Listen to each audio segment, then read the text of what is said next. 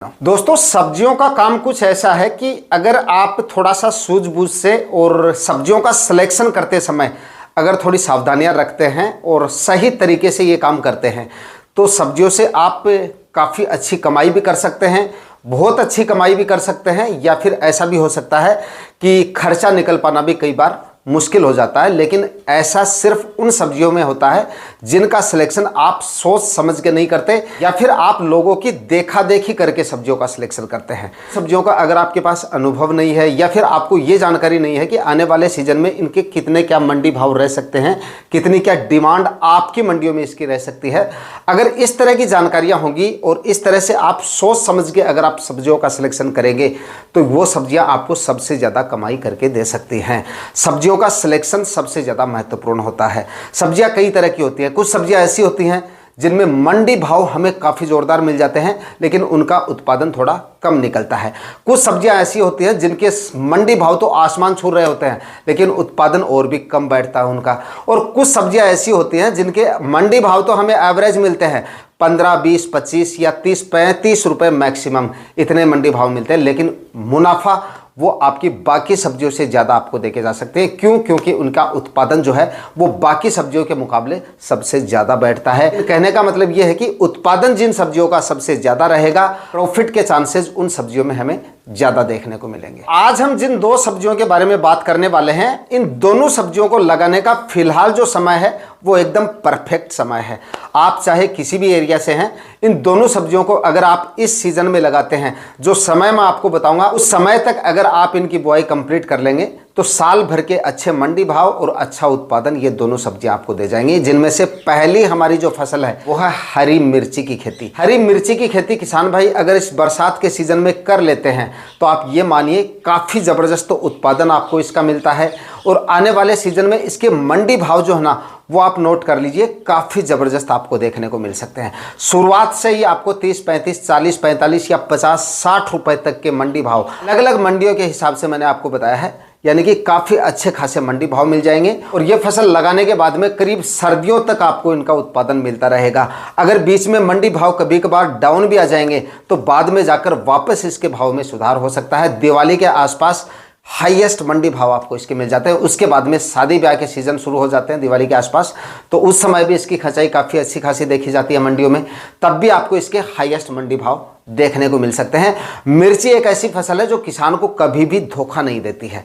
आप भले ही इसको किसी भी सीजन में लगा लीजिए, हम बरसात के सीजन की बात कर रहे हैं, लेकिन आप चाहे इसको किसी भी सीजन में लगा लीजिए, ये आपको नुकसान में नहीं रखेगी। क्यों नहीं रखेगी? क्योंकि लगाने के बाद में ये आपको कम से कम 6 से 8 महीने तक लगातार उत्पादन देती है और इन 7-8 महीनों में आपको हर प्रकार के मंडी भाव मिलते हैं। बाकी सब्जियां क्या करती हैं, 40-45 दिन में चालू हो जाती है और 60 से 90 दिन में खत्म हो जाती है। तो भाई 2 महीने आपको उत्पादन मिला या कुछ सब्जियों का महीने भर आपको उत्पादन मिलता है, तो उन महीने भर में जो सब्जियों के मंडी भाव रहेंगे या उस फसल के मंडी भाव रहेंगे उन्हीं भावों में हमें बेचना पड़ता है। लेकिन मिर्ची से आपको 6 से 8 महीने तक लगातार उत्पादन मिलेगा, तो आप अंदाज़ा लगा सकते हैं कि 7-8 महीने में मिर्ची के हर प्रकार के मंडी भाव आपको मिल जाएंगे। डाउन मंडी भाव मिलेंगे तो हाईएस्ट मंडी भाव भी मिलेंगे, एवरेज मंडी भाव में मिलेंगे, कम से कम मिलेंगे तो ज़्यादा से ज़्यादा मंडी भाव भी आपको इसके देखने को मिल सकते हैं। बस इसमें आपको थोड़ी सी सावधानियां रखनी पड़ती हैं। अगर बरसात के सीजन में लगाएंगे तो सावधानियां थोड़ी सी आपको ज़्यादा रखनी पड़ेंगी। रस चूसने वाले कीटों का प्रकोप भी होगा, डाले जाने वाले खाद उर्वरक भी आपको काफ़ी अच्छी मात्रा में डालने पड़ेंगे, समय समय पर फर्टिगेशन भी करने पड़ेंगे और उसके बाद में स्प्रे भी आपको समय समय पर लेने पड़ेंगे। ये सारे काम अगर आपने कर दिया तो ताबड़तोड़ उत्पादन मिर्ची की फसल आने वाले सीजन में आपको देखे जा सकती है। मिर्ची लगाने के सही समय की बात की जाए तो देखिए, कभी भी अब आप इसकी खेती कर सकते हैं। चाहे तो आप कल ही इसका प्लांटेशन कर सकते हैं, यानी कि पूरे जून माह में आप इसको लगा सकते हैं, जुलाई महीने में भी इसको लगाया जा सकता है और अगस्त में लगाकर भी आप इससे अच्छी कमाई कर सकते हैं।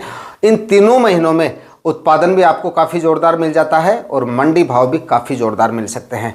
अगर आप जुलाई में भी लगाते हैं, यानी कि जिन किसान भाइयों ने मान लीजिए कि नर्सरी नहीं डाली है, तो अब अगर आप नर्सरी डालते हैं तो 15-20 जुलाई तक भी अगर आपका प्लांटेशन हो जाता है तब भी आपको अच्छे मंडी भाव मिल जाएंगे और अच्छा उत्पादन मिल जाएगा। क्योंकि बाद में जाकर भी ये सीज़न ऐसा है जिसमें बाद में जाकर भी इसके भाव में आपको ज़्यादा गिरावट देखने को नहीं मिलेगी। उल्टा जितना लेट होगा, यानी कि टेम्परेचर जैसे जैसे बाद में जाके डाउन आएंगे, उस समय पे इसके भाव में और ज़्यादा सुधार आपको देखने को मिल सकता है। थोड़ा लेट भी अगर आप इसको लगाते हैं तब भी आपको अच्छे मंडी भाव मिल जाएंगे और अच्छा इसका उत्पादन मिल सकता है। तो अगर आपके पास नर्सरी है तो आप इसका प्लांटेशन कर दीजिए, नहीं है तो आप इसका जो है नर्सरी डाल के और उसके बाद में महीने भर बाद में इसका जो प्लांटेशन है वो कर सकते हैं। अच्छी वैरायटियों की बात की जाए तो देखिए, क्लाउज कंपनी की 158 नंबर वैरायटी आती है, उसका आप सिलेक्शन कर सकते हैं। काफ़ी अच्छी और काफ़ी शानदार वैरायटी है। एक नुमेंस की ओजस वैरायटी आती है, सबसे बेस्ट और सबसे अच्छी वैरायटी है। मैं हर बार इसका सिलेक्शन करता हूँ, इसका भी आप सिलेक्शन कर सकते हैं। ये भी काफ़ी अच्छी और काफ़ी शानदार वैरायटी है। उत्पादन भी इसका काफ़ी जोरदार मिल जाएगा और फल की क्वालिटी भी इसकी काफ़ी शानदार मिल जाएगी।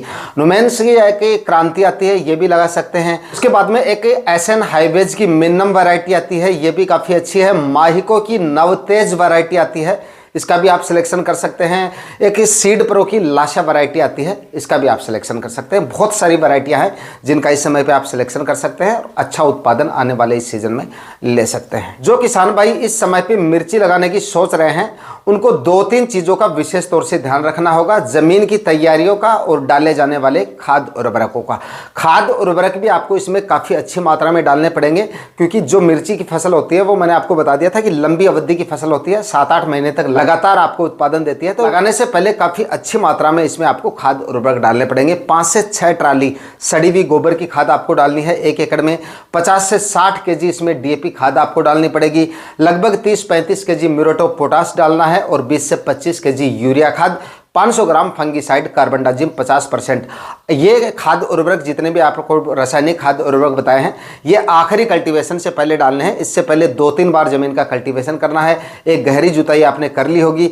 गहरी जुताई कंप्लीट होने के बाद में गोबर की खाद डालनी है। गोबर की खाद डालने के बाद में 2-3 बार जमीन का कल्टीवेशन करके जमीन को एकदम से समतल और मिट्टी को एकदम से भुरभुरा बना लेना है। उसके बाद में रासायनिक खाद उर्वरक डाल के एक और आखिरी कल्टीवेशन कर देना है। क्योंकि फिलहाल बारिश का सीजन चल रहा है, बरसात वगैरह भी होंगी, तो ध्यान रखिए जब बारिश नहीं हो रही हो, 3-4-5 दिन का गैप आ जाए, तो उस समय पे आपको आखिरी का कल्टीवेशन करना है, ताकि मिट्टी थोड़ी सी भुरभुरी रहे, ज़्यादा नमी नहीं रहे। ज़्यादा नमी रहेगी तो बेड प्रिपरेशन का आपका काम जो है वो ठीक से नहीं होगा और बेड की क्वालिटी भी अच्छी नहीं रहेगी। बेड की क्वालिटी जितनी अच्छी होगी, बरसात के सीजन में उत्पादन आपको उतना ही अच्छा मिलेगा। तो ज़मीन की तैयारियों में आखिरी के कल्टीवेशन के समय ध्यान रखें, मिट्टी ज़्यादा गीली नहीं होनी चाहिए। उसके बाद आप 4-4 फीट की दूरी पर बेड बना लीजिएगा। बेड की चौड़ाई 3 फीट रखें और ऊंचाई 1 से 1.5 फीट रखें। उसके बाद में जिगजैग 1-1 फीट की दूरी पर आप इसका मिर्ची का जो प्लांटेशन है वो कर सकते हैं। आने वाले सीजन में बाद में आप समय समय पे फर्टिगेशन करते रहेंगे, समय समय पे इंसेक्टिसाइड वगैरह का इस्तेमाल करते रहेंगे रस चूसने वाले कीटों के लिए। तो लंबे समय तक आने वाले इस सीजन में अच्छा उत्पादन और अच्छे मंडी भाव आपको मिर्ची की फसल से मिलते रहेंगे। दोस्तों, मिर्ची के कभी कभार 8, 10 या 12 रुपए के मंडी भाव भी आ जाते हैं। फिर भी सब्जियों में मिर्ची एक ऐसी फसल है जो बाकी सब्जियों के मुकाबले आपको सबसे ज़्यादा प्रॉफिट देने की क्षमता रखती है, क्योंकि इसका उत्पादन बाकी सब्जियों के मुकाबले ज़्यादा रहता है और मंडी भाव भी आपको हर टाइप के मिल जाते हैं। 1 एकड़ में अगर आप सही तरीके से मिर्ची की खेती करते हैं तो आप ये मानिए कम से कम 3 से 5 लाख रुपए तक का प्रॉफिट आसानी से सिर्फ मिर्ची की फसल आपको देके जा सकती है। अब बात करते हैं दोस्तों अगली सब्जी फसल के बारे में, और ये फसल भी इस समय लगाने पर आपको काफ़ी जोरदार प्रॉफिट देके जा सकती है। यानी कि किसान भाई इस समय पे बैंगन की खेती कर सकते हैं।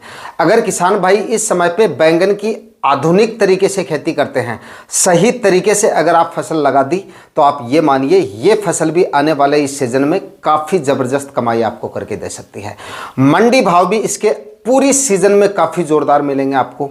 उत्पादन भी ये फसल आपको काफ़ी ज़ोरदार देके जा सकती है। और ये भी एक लंबी अवधि की फसल ही है। जो लंबी अवधि की फसलें होती हैं उनमें कमाई के जो चांसेस होते हैं वो ज़्यादा होते हैं। जो छोटी अवधि की फसलें होती हैं उनमें मंडी भाव का चक्कर ज़्यादा पड़ता है, क्योंकि मंडी भाव अगर 15 दिन भी डाउन आ गए ना, तो 15 दिन में आधे से ज़्यादा उत्पादन आपका निकल गया। तो इससे प्रॉफिट के जो चांसेस हैं वो कम रहते हैं उन फसलों में। लंबी अवधि की फसलों में अगर महीने भर भी मंडी भाव डाउन रह गए तो भी प्रॉफिट आपको फिर भी मिल सकता है, क्योंकि हो सकता है बाद में जाके उनके मंडी भाव काफ़ी अच्छे मिल जाए या और भी अच्छे मिल जाए, तो प्रॉफिट बैलेंस हो जाता है। मंडी भाव डाउन आते हैं, महीने भर डाउन आ गए, 15 दिन डाउन आ गए, 20 दिन डाउन आ गए, तो बाद में जाके उनमें सुधार भी आता है। तो ये भी एक ऐसी फसल है लंबे समय तक आपको उत्पादन देगी, इसलिए हर टाइप के इसमें आपको मंडी भाव मिल जाएंगे और लंबे समय तक उत्पादन देगी, तो उत्पादन भी इसमें आपको काफ़ी ज़बरदस्त मिल जाएगा। बस वैरायटियों का सिलेक्शन थोड़ा सा आपको सोच समझ के करना है या अपनी मंडियों के हिसाब से करना है। यानी कि बैंगन की काफ़ी सारी वैरायटी आती हैं। एक तो प्लेन बैंगन आता है जो VNR की 212 वैरायटी आती है, कुछ मंडियों में काफ़ी ज़्यादा डिमांड रहती है इसकी, काफ़ी ज़ोरदार मंडी भाव रहते हैं इसके, और कुछ एक मंडियों में देसी बैंगन सबसे ज़्यादा चलता है, उसके मंडी भाव सबसे ज़्यादा मिलते हैं। तो उस हिसाब से आप देसी बैंगन लगाइए या जो प्लेन बैंगन आता है उसकी खेती कर सकते हैं। आपकी मंडियों में कौन से फल की डिमांड ज़्यादा है उस हिसाब से आपको वैरायटियों का सिलेक्शन करना है। लेकिन जो कांटे वाला बैंगन होता है उसके मंडी भाव ज़्यादा मिलते हैं प्लेन बैंगन के मुकाबले, और प्लेन बैंगन का उत्पादन ज़्यादा मिलता है कांटे वाले बैंगन के मुकाबले। तो इस हिसाब से आप अपनी मंडियों के हिसाब से ही वैरायटियों का आपको सिलेक्शन करना है कि कौन सी वैरायटी लगानी है। इसमें देखिए बीज का खर्चा आपका काफ़ी कम होने वाला है। बाकी सब्जियों के बीज काफ़ी ज़्यादा कॉस्टली आते हैं, लेकिन बैंगन का जो बीज है वो आपको थोड़ा सस्ता मिल जाता है। बाकी के खर्चे इसमें भी उतने ही होने वाले हैं। बैंगन की फसल से अच्छा उत्पादन लेने के लिए भूमि का सिलेक्शन काफ़ी ज़्यादा ज़रूरी है। तो देखिए ज़मीन कैसी होनी चाहिए सबसे ज़्यादा उत्पादन के लिए, तो रेतीली ज़मीन में भी इसकी खेती की जा सकती है। दोमट मिट्टी इसकी खेती के लिए उपयुक्त मानी जाती है, और चिकनी दोमट मिट्टी जो होती है वो इसकी खेती के लिए सर्वश्रेष्ठ मानी जाती है, जिसका पीएच मान यानी कि मिट्टी की जो पीएच वैल्यू है वो 5.5 से लेकर 6.6 तक रहेगी। जल निकासी वाली ऐसी भूमि बैंगन की खेती के लिए सर्वश्रेष्ठ है। ऐसी भूमि में बैंगन की फसल से अच्छा उत्पादन आपको मिलेगा, जिसमें जैविक तत्वों की मात्रा काफ़ी अधिक रहेगी। ऐसी भूमि में बैंगन की फसल काफ़ी अच्छा उत्पादन आपको देके जा सकती है। 2-3 बार जमीन का कल्टीवेशन कर लीजिए। इससे पहले सड़ी हुई गोबर की खाद डाल दीजिए 3-4-5 ट्राली, जितनी अच्छी मात्रा में डालेंगे उतना ही अच्छा उत्पादन आपको मिलेगा। 50 से 60 केजी इसमें DAP खाद, 25 से 30 केजी म्यूरेट ऑफ पोटाश और लगभग 20 से 25 केजी यूरिया खाद, 500 ग्राम फंगीसाइड आखिरी कल्टीवेशन से पहले डाल के, उसके बाद एक और कल्टीवेशन करके जमीन को अच्छे से भुरभुरा करके 4-4 फीट की दूरी पे या 5-5 फीट की दूरी पे बेड बनाएं, और उसके बाद में इसमें 25 माइक्रोन की प्लास्टिक मल्च लगाना ना भूलें।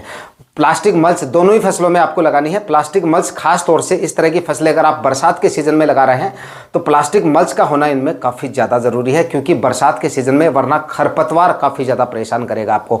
और ये दोनों ही फसलें ऐसी हैं, इनमें अगर खरपतवार आपने मैनेज नहीं किया तो रोग बीमारियाँ उतनी ही ज़्यादा परेशान करेंगी, और इन दोनों फसलों में ऐसे रोग आ जाते हैं बाद में जाके, अगर आप समय पर कंट्रोल नहीं करते हैं तो बाद में जाके आपकी फसल काफ़ी ज़्यादा प्रभावित हो सकती है। बैंगन की खेती करने का सही समय फिलहाल चल रहा है। फिलहाल आप इसका प्लांटेशन कभी भी कर सकते हैं, और जिन किसान भाइयों को नर्सरी नहीं तैयार की है तो नर्सरी आपको आसपास, बैंगन की जो नर्सरी है वो आसपास मिल भी जाती है। नहीं मिलती है तो आप नर्सरी तैयार करके और 15-20 जुलाई तक भी इसका प्लांटेशन करेंगे तो भी ज़्यादा लेट नहीं है।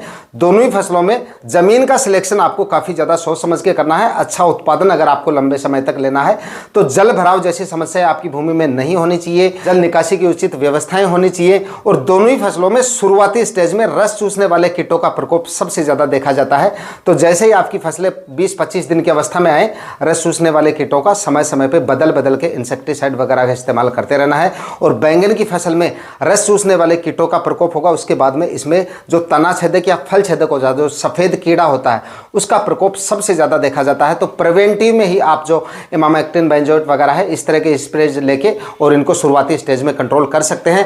बीमारी अगर बढ़ जाती है, अगर आप नज़रअंदाज करेंगे इनको, तो बाद में जाके आपकी पूरी फसल इन बीमारियों की वजह से काफ़ी ज़्यादा प्रभावित हो सकती है, या पूरी फसल चौपट भी हो सकती है। ये बीमारियां कुछ ऐसी हैं, क्योंकि बाद में जाकर हैवी से हैवी इंसेक्टिसाइड भी आपको लेने पड़ेंगे, फिर भी ये पूरी तरह से कंट्रोल नहीं होंगी। तो आपको शुरुआती स्टेज में ये कुछ सावधानियां रखनी है प्लांटेशन होने के बाद में।